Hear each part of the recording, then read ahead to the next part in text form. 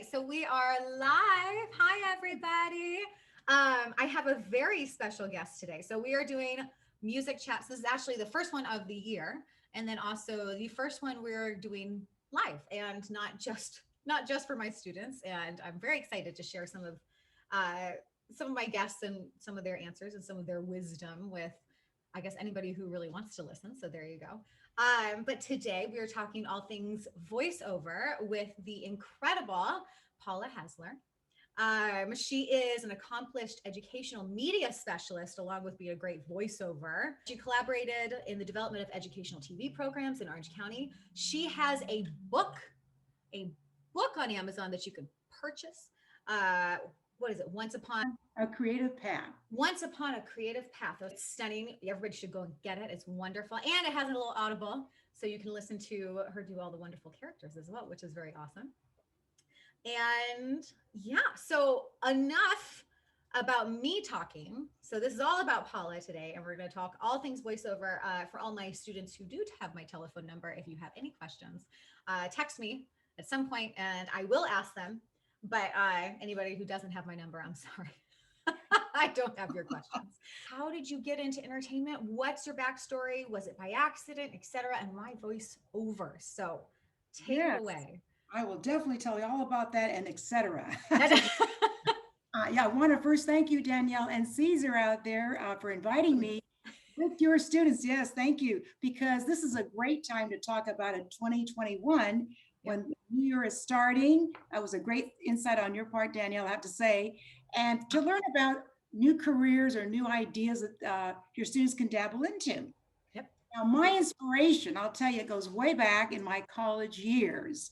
Mm. Uh, I wanted to be a teacher. I love education, basically. I was an elementary school teacher. And but there was something else that was kind of missing in my life. I also enjoyed media. And I couldn't tell really what it was. I just knew I enjoyed that idea, that element. So I thought to myself, well, I want to explore instructional media. And so that was kind of an idea that I had in my mind. And in my college career, as in the early days, of course, we had part-time jobs. I had a part-time job. I was a tour guide and for many different tour companies, Wow. but also in the amusement area. I did work at Disneyland and I became a tour guide there. So that's Oh, always how fun. Oh my that goodness. that was very fun because this was a situation. As I took out my tours, I would do a narration about the park.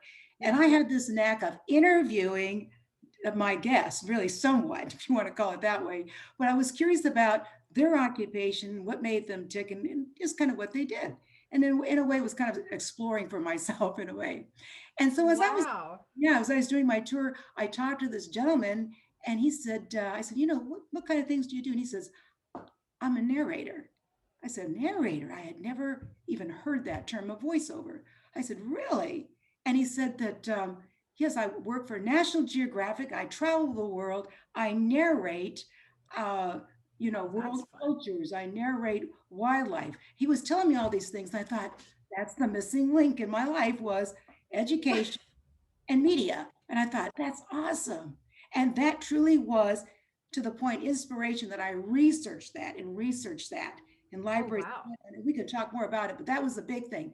That was the inspiration that landed to me just by a guest talking to me about it. Oh my goodness. So you kind of got into it by accident almost. Like you, This was an accident, but sometimes I always say, are there really accidents? We right. don't.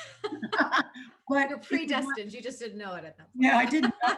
But you follow, you follow, I like to say you follow that inspiration, see how far you go with it.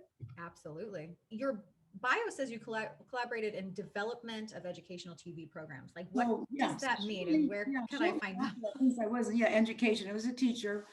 Uh huh. All right, so I heard about the narration, I looked into that, I was still mulling through that, but I Yeah. thought, I want to be more uh, in the classroom, but I want to do a little bit more specifically. So I thought about instructional media, and I went to different districts, and I found one at Santa Ana School District. I asked somebody, is there like a television teacher? I wanted to do something like that. Yeah. And I have to tell you, it's so fun because I ran into somebody, they tied me up with somebody that did instructional TV. And Okay. and she's still my friend today for so many years. But she took me on as an intern, volunteered, and we researched, let's say, social studies programs for kids. And then she took me Okay. on as a talent and on camera talent, and that really, really was another element that I truly loved.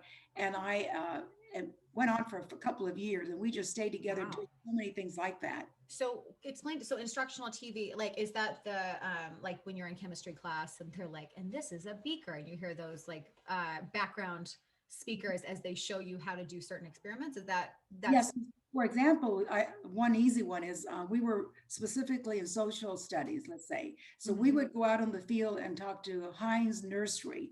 We would have questions about, the growing of the vegetation they had there. We would have okay. questions to tie-ins. We would bring it back, write a script together, and then her and I would partner together and then talk about it specifically for that class. So we'd have to tie up the curriculum with it.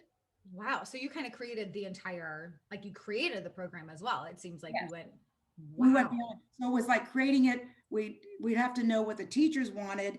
Then we'd have to go specifically to those locations, Okay. tying it in with the actual program that they had. Oh my good. That's a lot of work, but that's fantastic. That sounds awesome. Oh my goodness.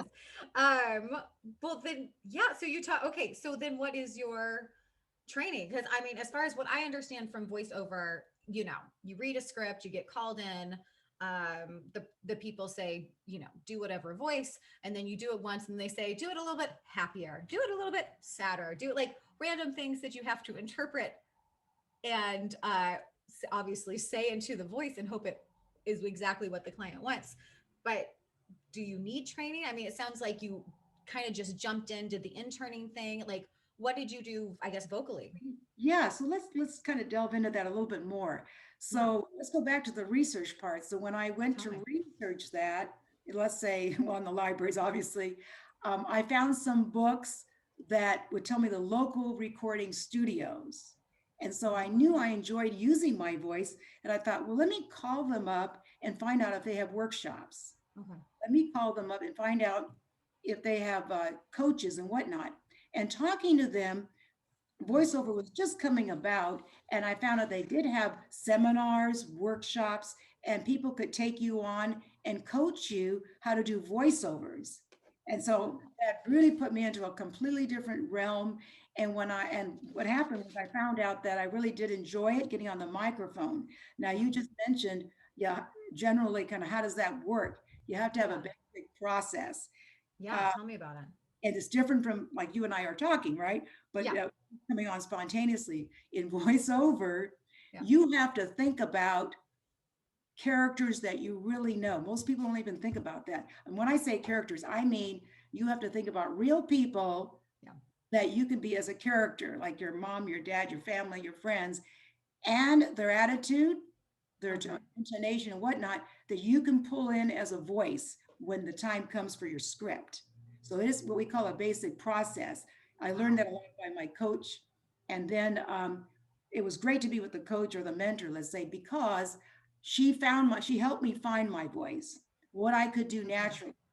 And so we went through the whole, process. Wow. What do you mean, find your voice, which So actually is one of our mottos here at One Music Stand Voice in yeah, Production. Find your find voice. my find Tell my. me about it. Here's how I found myself. No, Oh, yeah.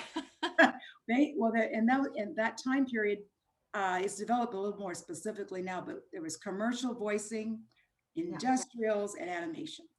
Wow. And she could tell by my readings, by let's say the scripts that she had, and Yeah. as we did some practicing, was I good at commercial reading?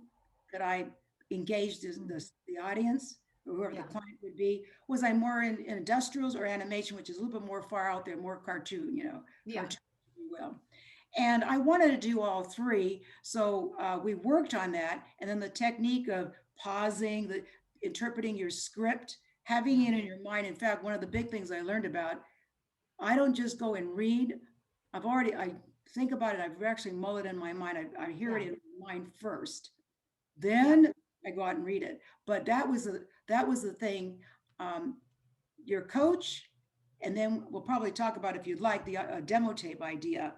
because you have to Yeah, have a demo tape to sell yourself. So the coach absolutely. plus I call my teamwork the audio engineer who Oh, yes. knows about editing, like just like your husband. Yeah, that's right. I gave him a look. Knows your Caesar's trying to jump in. No, That's who right. knows about editing? They're the experts there, and so you have the team with you, and you've Yeah. got your script, and you're focusing on your imagination with the voice, and Yeah. they together help you make that demo tape. It's also similar to like in acting, like you have a process, you look at the script, you kind of find the character, find the, the thoughts behind all the words and all that stuff. And that, um, It is that. that's, It's exactly yeah, that. Let's call it voice acting is what it is. yeah, But the nice thing about it is you really truly use your imagination and you're so focused on every line and the mhm. thought process, thought one, thought two, thought three, where are we going? Where are we going for this? That kind of Wow. thing. Yeah.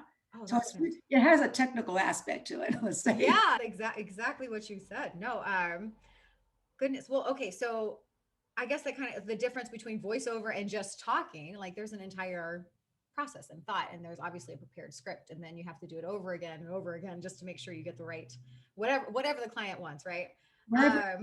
And that's a great point that you're mentioning because you've got to know, let's say, you're working with your coach or even by yourself, once you're out there, you've Yeah. got to know what are they looking for? What's the interpretation that they want? What are they marketing, so to speak? Yeah. So what do you need to get, I guess, into the industry? Like by, obviously the majority of the students that I teach are in high school Okay. or sometimes in middle school. A couple of them are out of high school and getting into college and doing all that or taking a break Yeah. in 2020, 2021 now. But like, how would you even start? And you mentioned doing a demo. Is the demo first, or do you get an agent first? Like, do you have an agent or yeah, just Well, I think we have to talk about the idea of even just trying it out. And I say okay. volunteer. So I volunteered really reading for the blind. I volunteered for pledge drives. I volunteered first just to get my feet wet and just get a sense of can I Wow. do this? Not only can I do it, but develop a confidence level. Yeah. You know what I'm saying? And so I Yeah. did that first. Cable TV was a good one, but reading for the blind, and it was the local colleges that had some kind of audio that they were trying to do that they might need help with, and so I would make phone calls. The big thing for me is I want to tell your students out there not to be afraid about making phone calls. Not only that, the minute you make a phone call, you're already auditioning your voice Yeah. because they've already heard you. So that's the Yeah. thing. Uh, you have to go out there and pitch yourself, have some questions ready to go. We can certainly talk about it.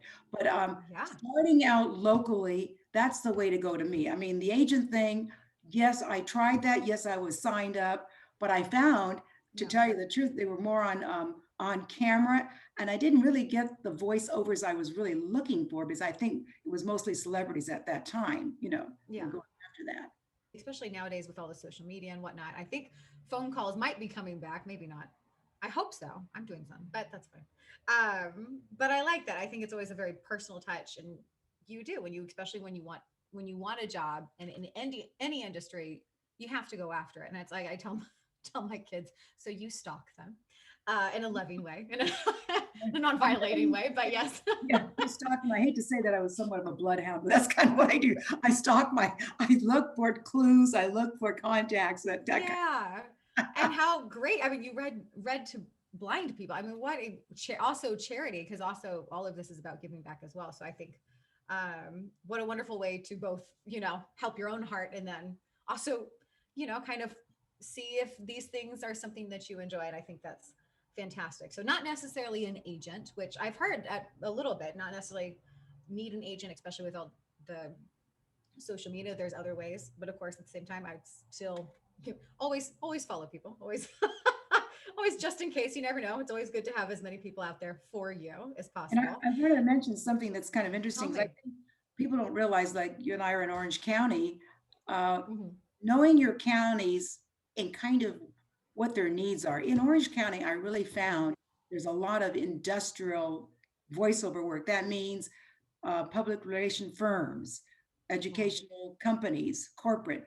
And so I knew that if I could get some clients in that area, that could be long-term. Like if they Okay. need me to read manufacturing practices or books or whatever it was, or their documents, I could see that that was long-term. And so Yeah.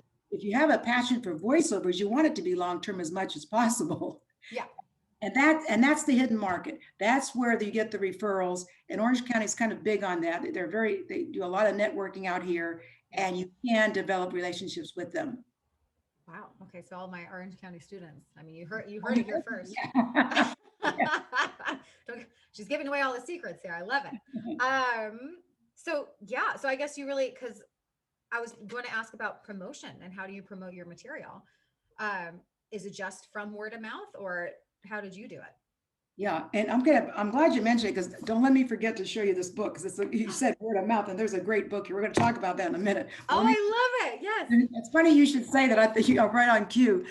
I'll tell you what, It's like it's to trust me on the fact that you have to you have to have a good demo tape. So how did I do it? Well, after I knew that demo tape was good, trusted my team, so to speak, then I knew kind of the calls to make. I kind of, like I don't just say the word stalk, but I knew who to call, knew who to call. made those phone calls. Did the research. You did the research. I did ahead do of the time. research, That's is a right. good way to say it.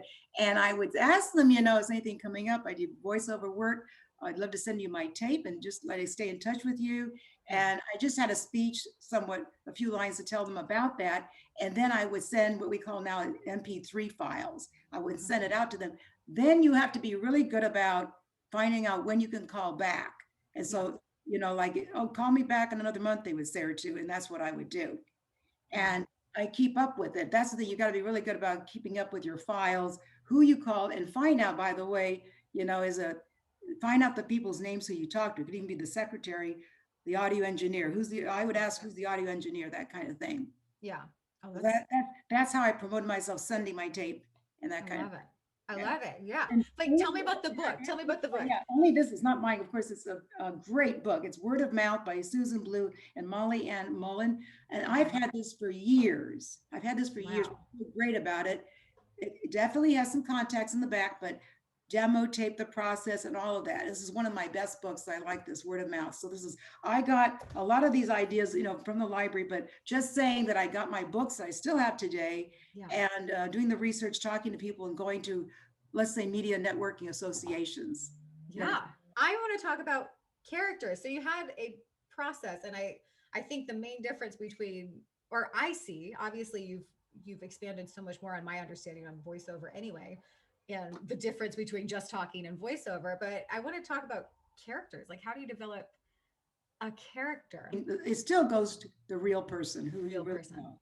The real person, like the friends that, Danielle, you might know or I might know, and thinking about their attitude, because thinking about their attitude will lend itself for you to put that in your voice. Because having somebody that has an attitude, if they're sarcastic, just say if they're sarcastic or Yeah. prideful, or if they're whatever, humble or whatever it is, and if that has to be in your voice, but developing it, uh, what they look like, facial expressions will make a difference. If you have a big smile, if they're always smiley, that's different. But if they're just kind of like this, frowning or whatever. But the thing is, knowing who they are as a personality develops the character. So you have to have that. And the other part of it is, when you're doing a script, you have to think about what happened just before you started that script, because it avoids abrupt reading, or when you're doing your script, the voiceover. So development, time, place, who the real person is, who you can bring in. In fact, in that book, Word of Mouth, I still have pencil marks on people's names. Oh, that'll be my son, that'll be my daughter, that'll be my grandmother, let's say on the scripts or whatever. So Oh my goodness. yeah, just because I know I can think about them and I know really who they are, and that develops my character. Oh, do you have a well, who's the voice? I mean, like, who's your grandma voice? Are we able to hear a demonstration? Well, yeah, if you'd like, I have. Would you like me to try this in my? I What? would love, yes, yes, I yes, yes. just I want to hear it. have it right here. But you mentioned earlier, my book is called Once Upon a Creative Path, is the book. Oh, And this is, yeah, go ahead. okay, now this will be a kind of a narration part as we start. Grandmother Muriel loved to tell Ashley stories of enchanting castles She visited in the serene countryside near London. On this particular visit, she surprised Ashley with a picture of a fairy tale castle she had painted. She gave it to her to keep in her special memory box. Ashley curiously asked, Grandma, how did you become a famous artist? Wow. Okay. What we I have was waiting here, for more. I love it. yeah, just now that Oh, you've heard it, just a quick peek. The grandmother, a friendly grandmother. Can you see that there? Friendly yeah, grandmother there. I can. And you didn't hear the grandmother's voice, but you heard the narrator, and then the granddaughter being over here, fun loving, and she's just curious about being an artist. She's innocent type, but that shows you I already had, and you can sustain the character as long as you know Who you you, can think about what they sound like. You know yeah. So you have that what in is your their personality? almost, yeah, it's almost like creating like I talk about muscle memory with like voice lessons and whatnot. And so it's almost like creating your own, it's like both a mental memory, but also your own muscle memory, just knowing where things supposed to go. That's awesome. No, that's Or even you like thank you. talk about your friends, just like that. Yeah, that kind of. Yeah, thank you. Thank you for the reading. That was lovely.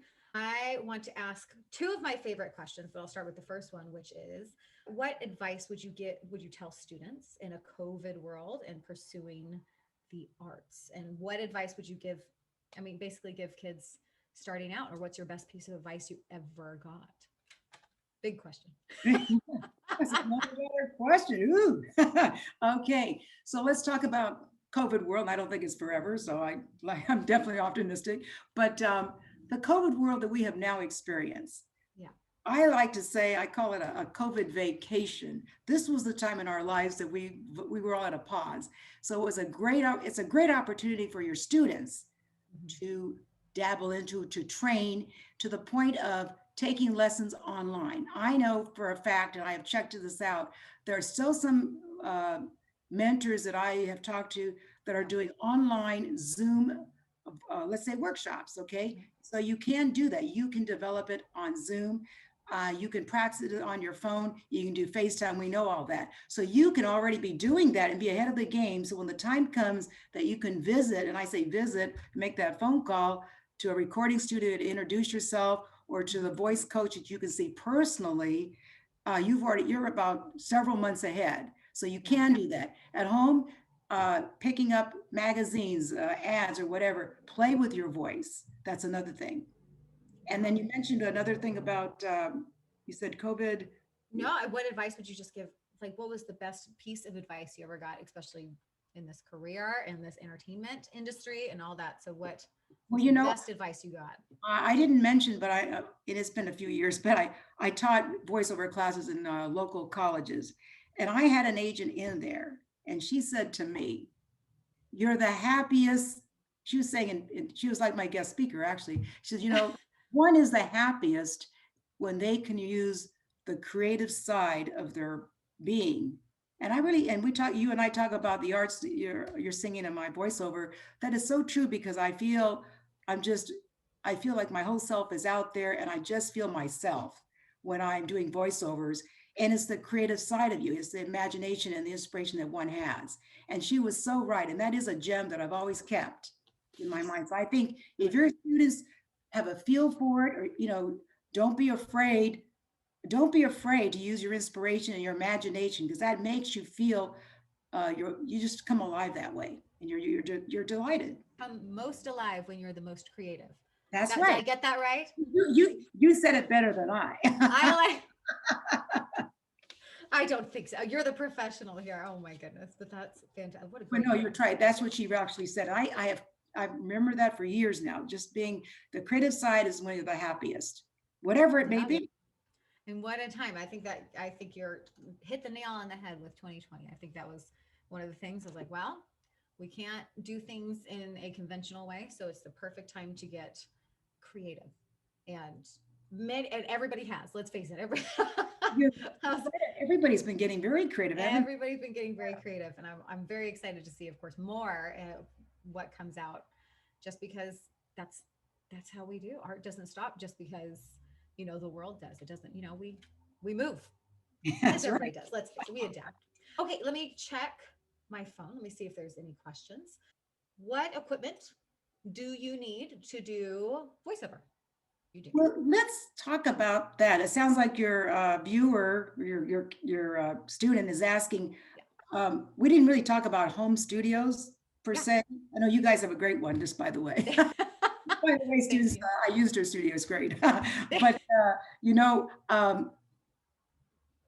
equipment, if you are practicing, just if you have a microphone, you can certainly use your computer and your cell phone. But to make a demo tape, I highly encourage, when the time is right, when you are ready, to do it professionally at a recording studio. No question about it. Because I know, and I've lately, put myself out there because this was the time to do it. They know that if your studio, a home studio, if it's not the way it's supposed to be, that it's really set up with the engineering and someone that knows what they're doing, Yeah. they can tell that it has to be out there. And I know everyone has it, but if you just have a microphone and one, what is it, MP3 kind of thing here, and you're not, you know what I mean? I know. Yes, I do. Yeah.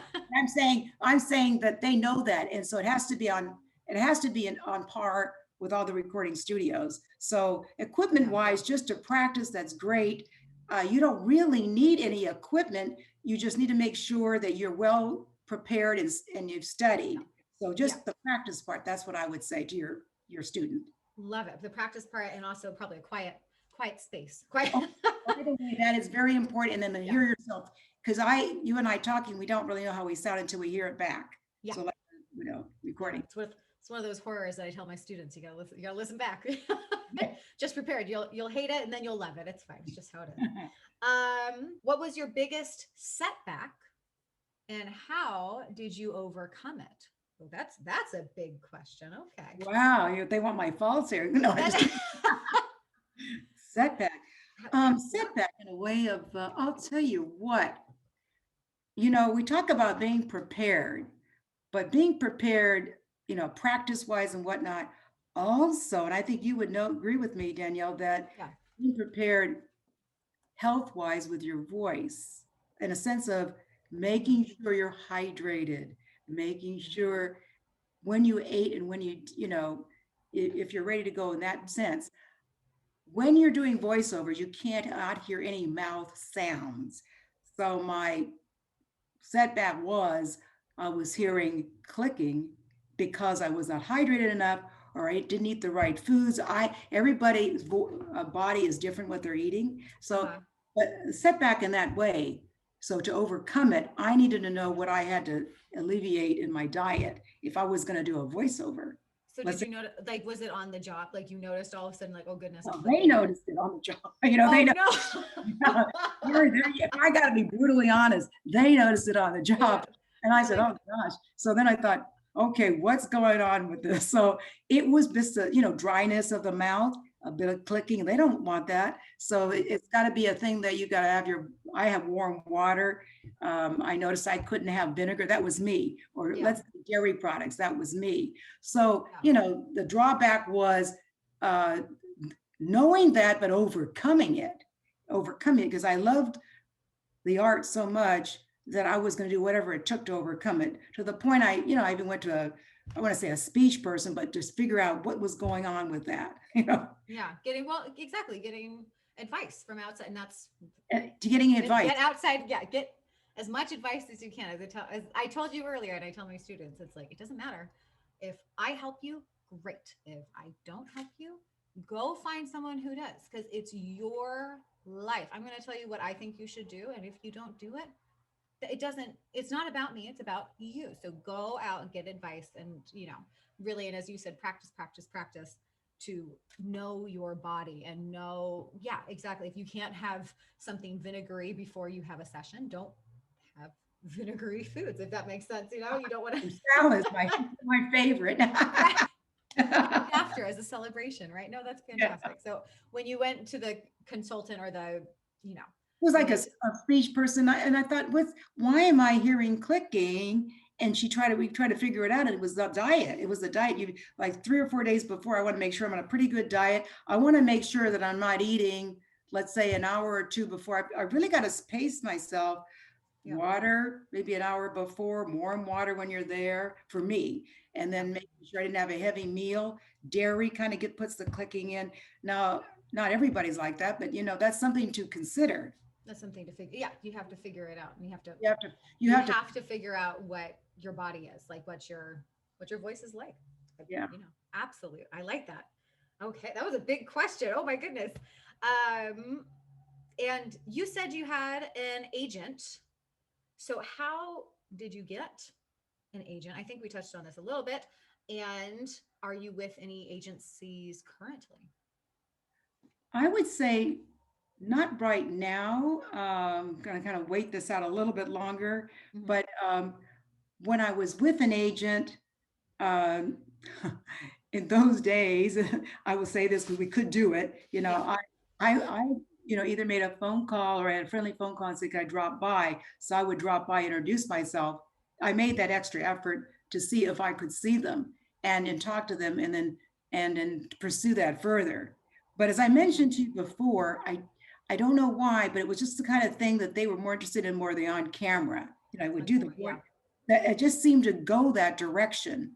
Yeah. And maybe at that time it wasn't as prevalent as it is today. Mm. So I would make a phone, I had like a list, and even my books that I had for years have a list of agents and whatnot that you can make those phone calls or auditions. And I know you can even audition online, Yeah. but it was kind of a thing where I try you I try to make that personal phone call again Yeah. to be able to invite, hopefully that I could be invited to come in and visit for a short time. I know we do a lot of emails and a lot of things, but I think you got to get out there and make that, you got to get out there and make that call. There's just no way around it. There's no. No I way. agree with you. Yeah, I really do. I think it's nice to get a phone call nowadays, but I think I'm like, hopefully not too much in the minority, but I love that. I think it's very wise. What was your favorite job and why?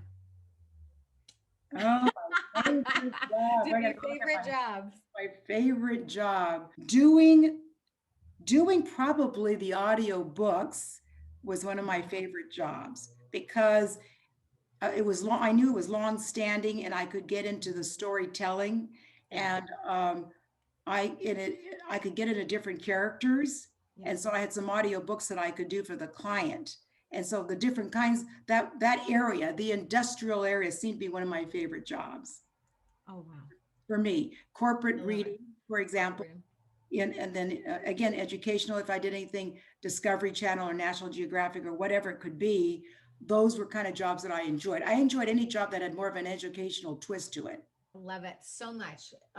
We are done with our time, but do you want to say anything else to any of the kids out there? I think we covered so much. If you have anything else to say, Well, Jessica, um, I hope that I've given you a gem or two to take with you. Do not be afraid, as they say, and don't be afraid. Just make those phone calls. Research. You can research now on the computer and whatnot. Just make those phone calls, yeah, and even if you have an inkling to go that direction, it doesn't hurt to try going to some workshops that are out there, especially now still on Zoom, and going with a voiceover coach or whatnot to see if you could express yourself in that way, and you might find your passion. yeah. So good luck to all of you. I love it. And thank you so much, Paula, for being on here. And thank you for everybody who tuned in. I know it's a lot to ask on a Saturday, but this will be online on YouTube on One Music Stand Voice and Production, our YouTube page, and which is a link on our website, which we are launching on Monday. We have a current one, but anyway, don't talk to me about that yet. Anyway, but thank you so much. Thank you so much, Paula. And thank you for everybody tuning in, and have a great Saturday, everybody. So bye. Thank you. Bye Thank bye. you. Thank you. Bye.